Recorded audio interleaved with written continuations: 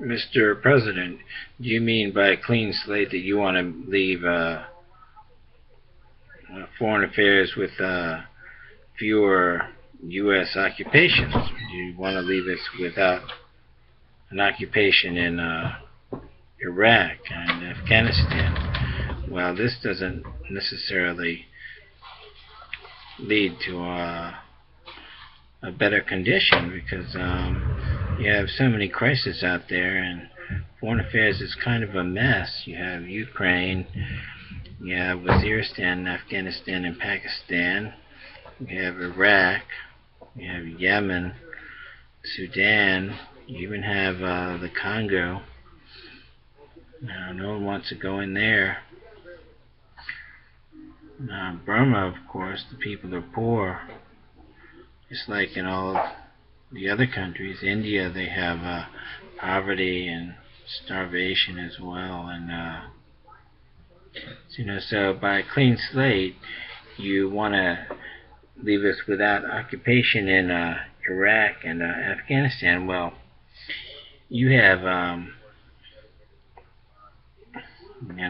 little less than 2.5 years to go.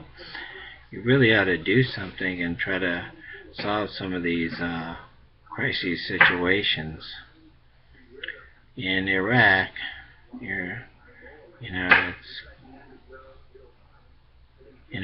it's going to take ground troops if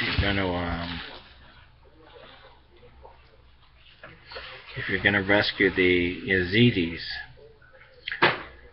And of course, if you're going to degrade ISIS, you're going to need some spotters there, which would increase the capability of our aircraft. And if you're going to ignore this situation, well, the Yazidis are going to die, and ISIS will remain a problem. It's not going anywhere, so by a clean slate, if you want to leave us without an occupation in Afghanistan or Iraq, it'll just mean that the next president, he has to start over. And of course, all this while,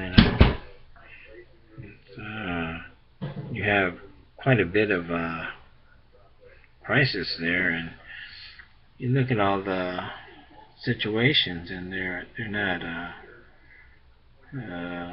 very good. And so